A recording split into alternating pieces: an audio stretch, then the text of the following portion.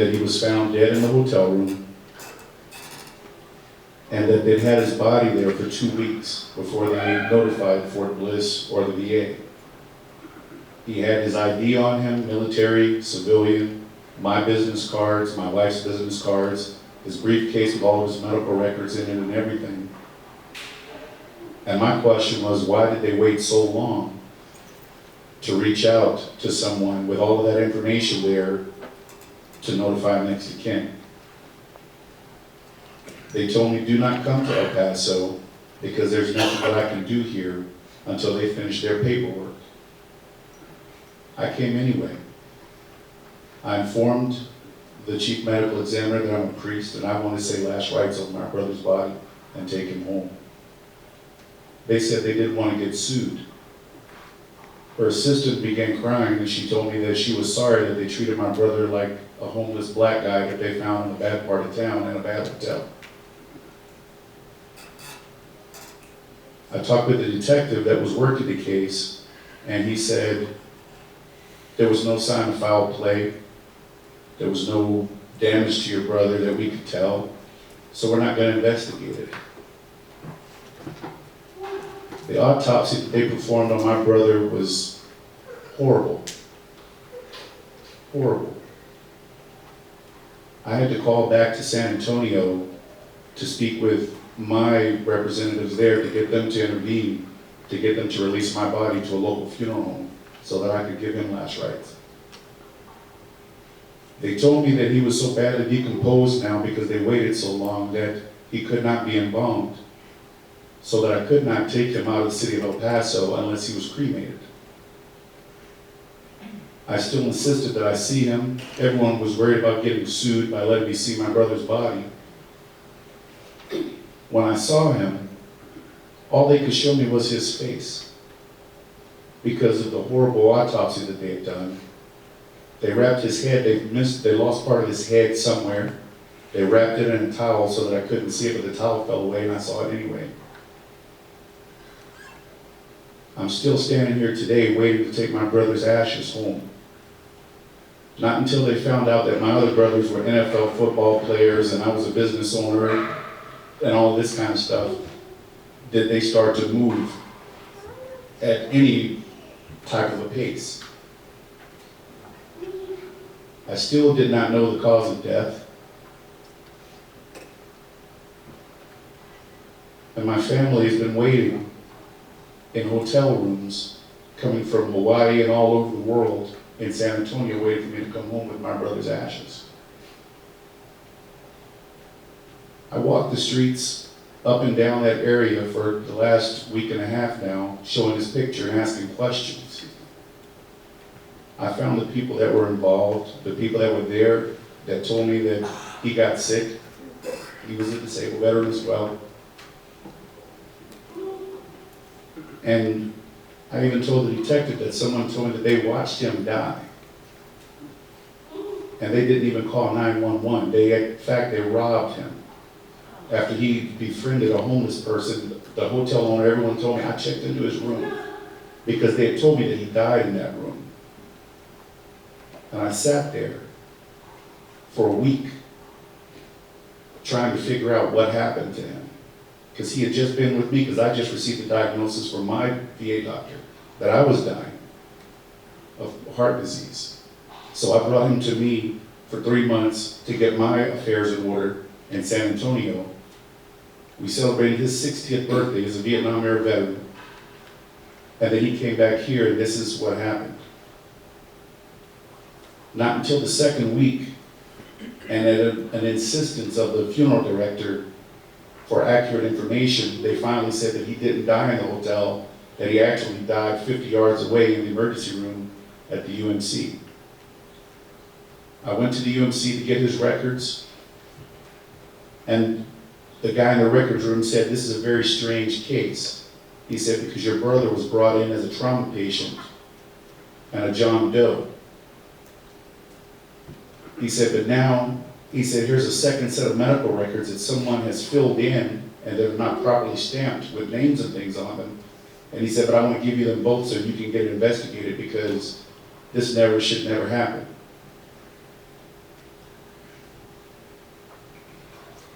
let me do this. First, I want to offer my condolences. I want to thank you for your service, for your family's service, and I want to acknowledge what I think all of us feel, which is what happened to your brother and what is happening to you is unacceptable. Yeah. And we have the director of VHA here. I know that we can enlist his services in helping on the VA side. I will call the county judge, the commissioner's court that she leads, oversees the county medical examiner, and I will relate to her what you told me, and I'll make sure that before we leave today, we have your contact information. We'll put our office at your disposal to make sure that we can, as quickly and honorably as possible, resolve this situation and help you and your family get back to San Antonio, and do whatever we can. And I'm just sorry for what you've been through, and I appreciate your courage in coming here and just telling us what you told us publicly. So I thank you, and we're here to help you, and we're sorry about what happened. Thank you. I just want to tell anyone, if you are, if your family members are disabled veterans, take the time to sit down and have the conversation about your burial arrangements and things of that nature. Because I'm living proof.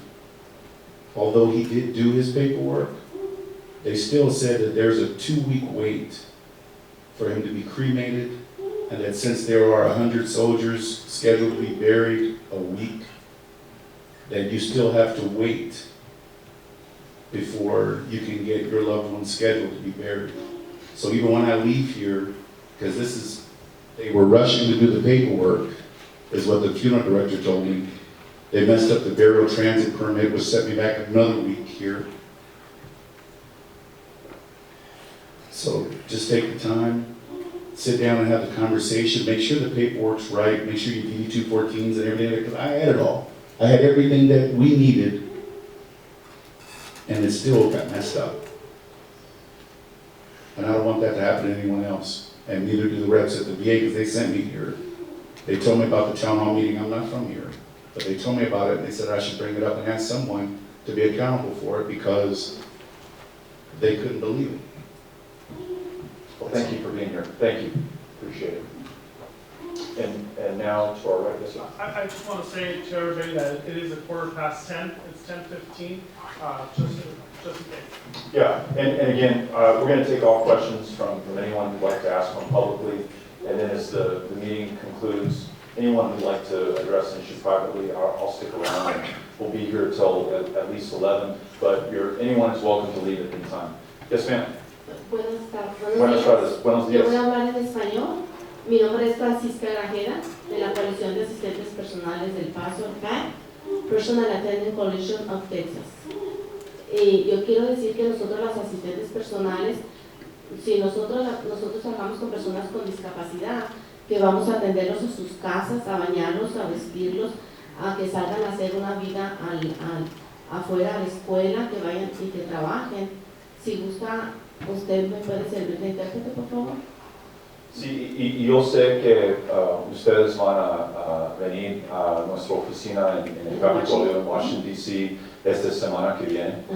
Y podemos contar con el equipo que yo tengo allí que pueden asistir con estos temas, pero creo que usted sabe que apoyamos al trabajo que estás haciendo. Es algo muy difícil, pero muy necesario para mejorar las vidas de la gente que tiene discapacidades, y vamos a hacer todo lo que podemos.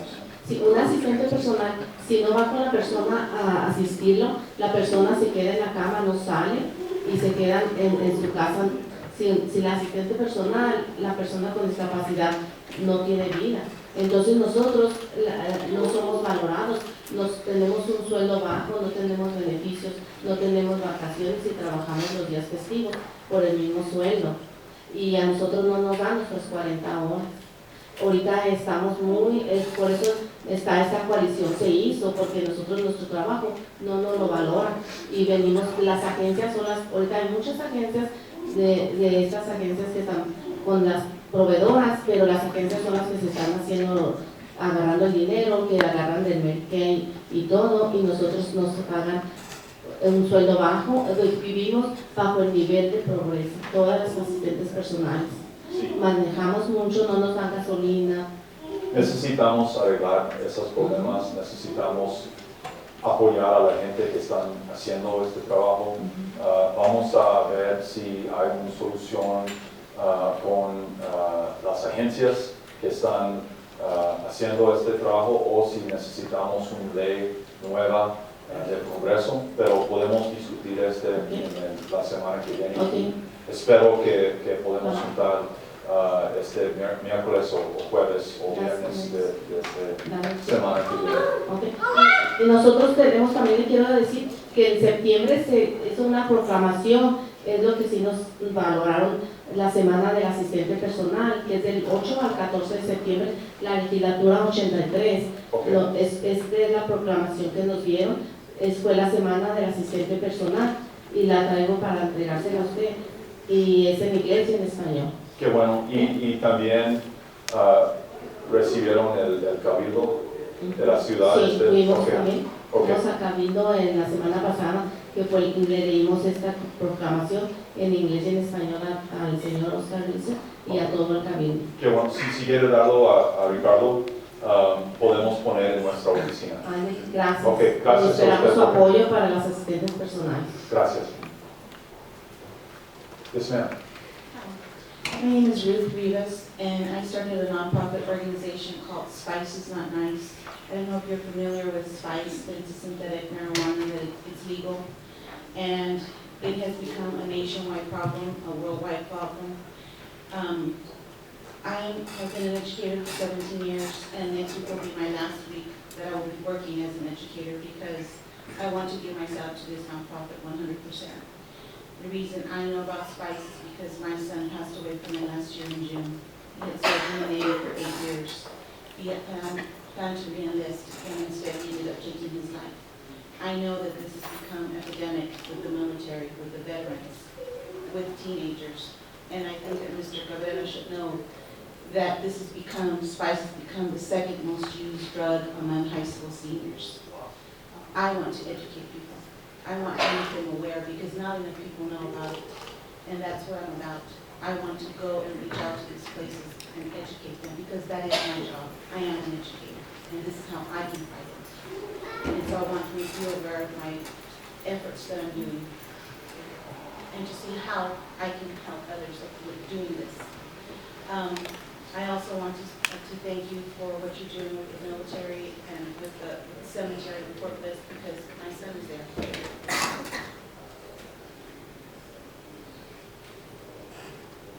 I would love to go and see his grave, but I can't. Just like I couldn't go up to his casket. So, thank you. Because somebody said he's taking care of him. I appreciate that.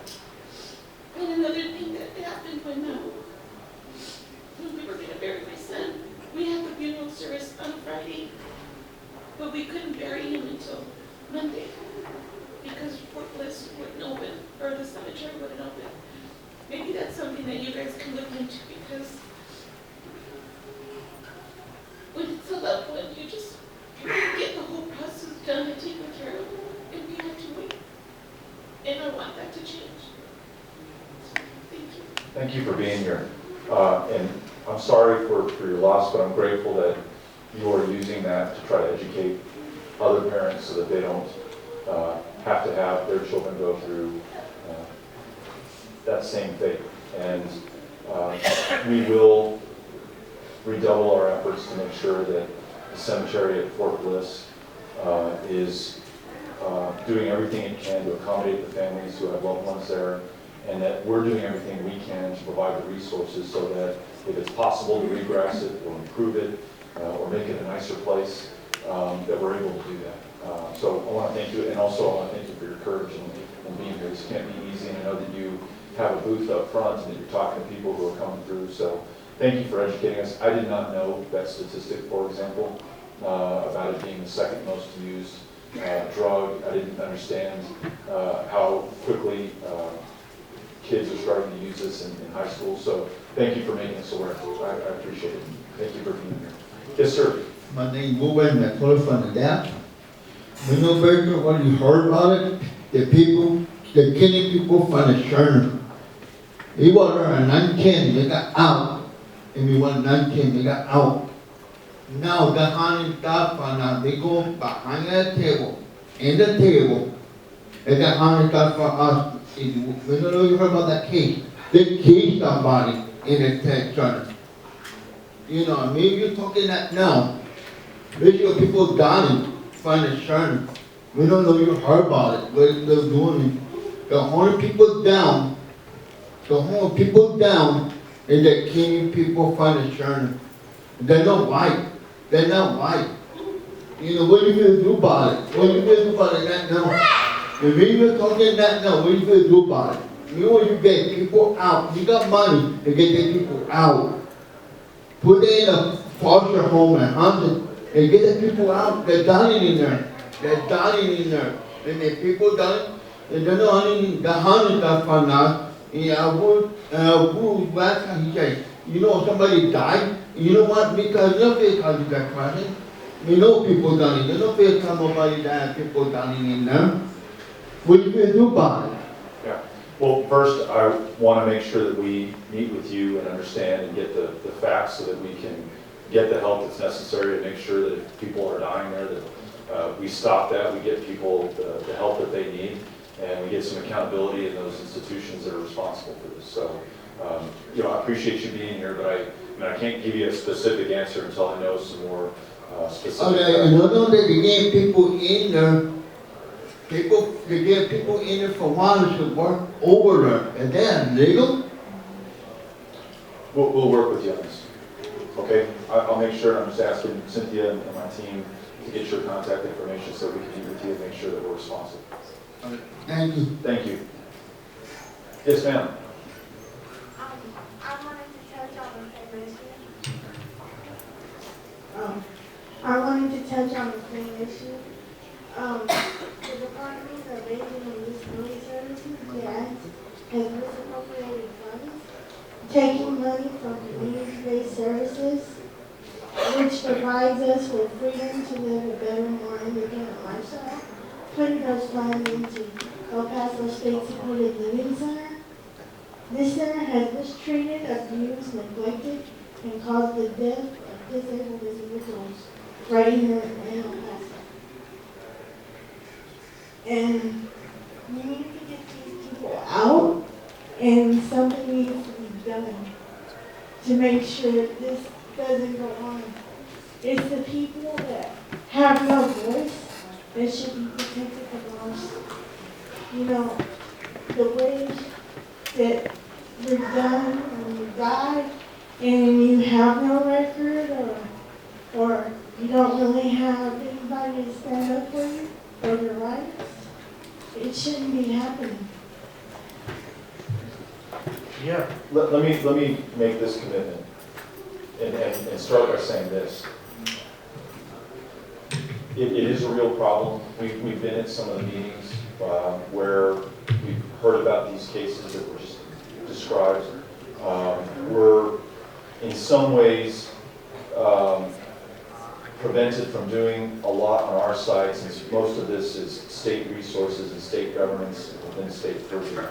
I hope that in meeting with you all as we follow up, we can find out if there's a federal angle to this issue, if there's federal money that is flowing through, if there's federal oversight that is required, similar to issues where we've been able to play a role in TEA and EPISD and local school districts. Why don't we, for those who are interested in this issue, Cynthia will ensure that we meet to follow up, document those cases where we think there's a federal interest, where we can be helpful.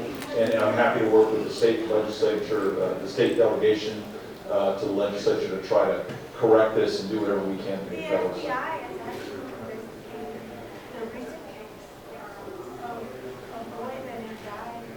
He escaped, and then he was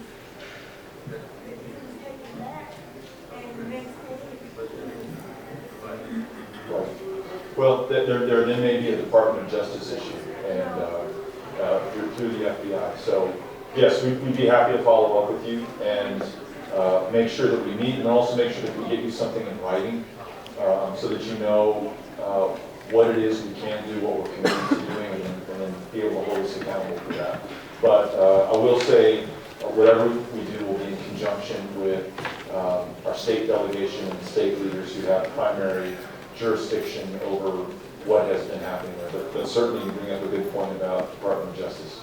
Because it's like I told you before, disabled people are better and they're not animals. Thank you. Yeah, I appreciate it. Yes, sir.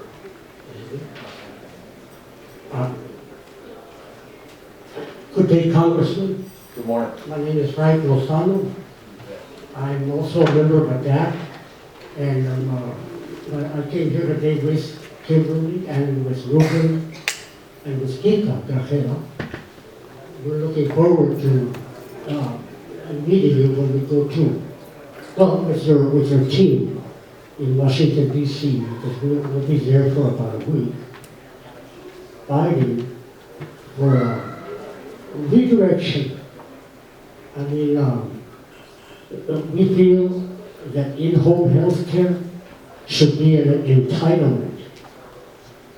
And I feel personally that money should be redirected from these institutions where people are dying and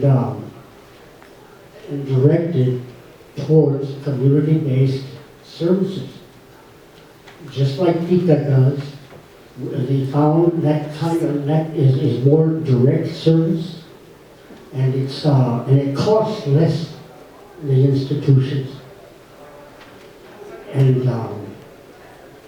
that's the kind of changes that we want. ADAPT is a national organization, disability rights group, and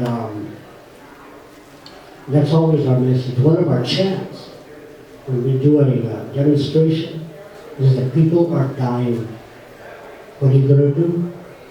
That's what Ruben asked you today too. And we know it's a very, well, I think it's a revolution in service delivery.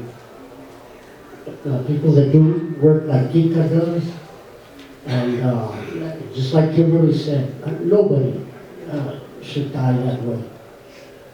So we'll keep coming back and make this change. The institutions are very powerful, and in the past, unfortunately, people that are injured or get sick are just transferred out of the hospital into a rehab hospital and cycled into a nursing home. And that's what we want to change. That's what we want to stop. We think that the services, community-based services, should be an entitlement. And I think that's the real question I have today. Would you support redirection or additional funding for in-home health care?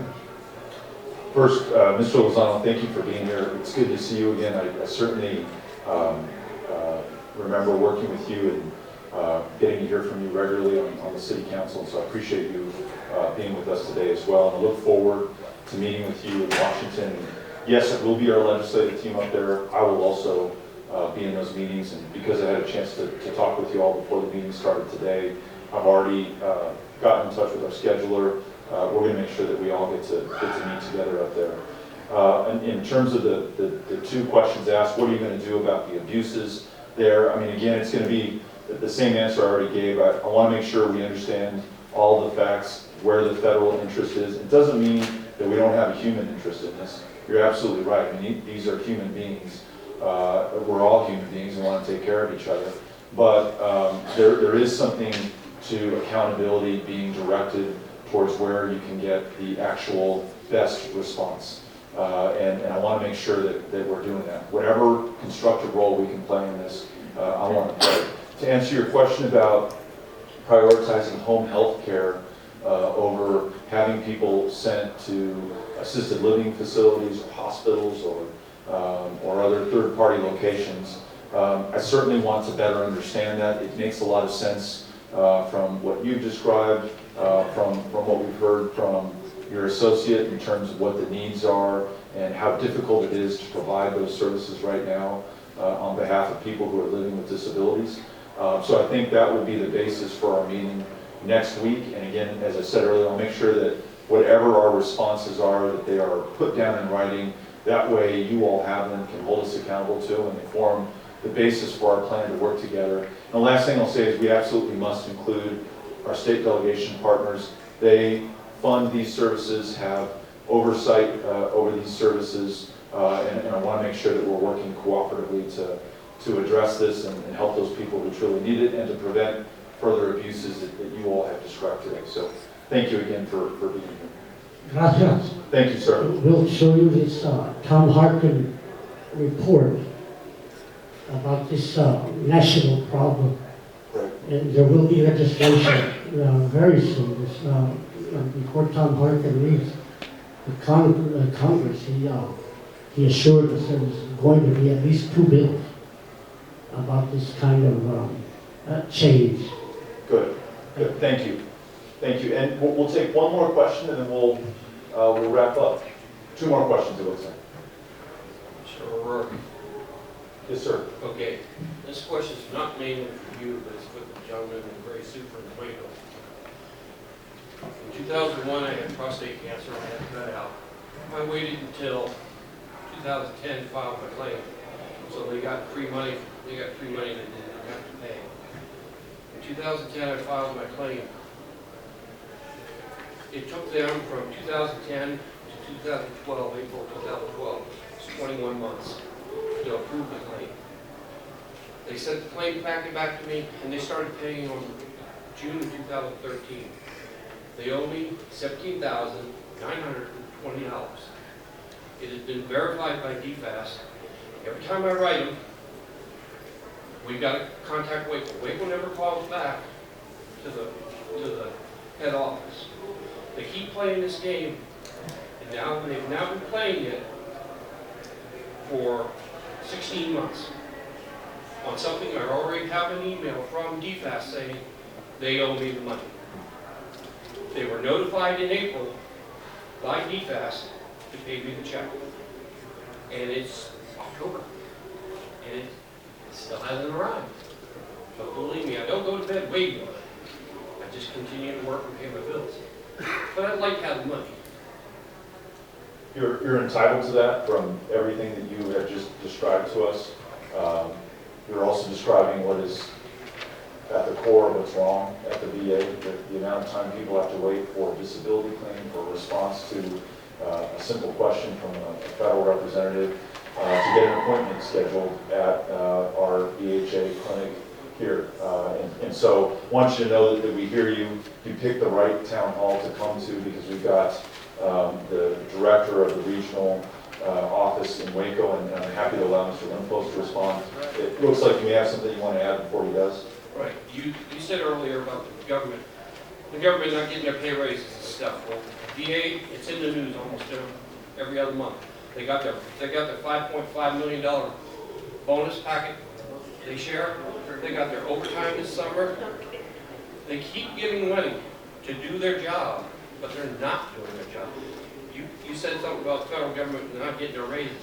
I just finished working for the El Paso Times for 20 years as a carrier at 7 cents a paper, and I hadn't had a raise in 20 years.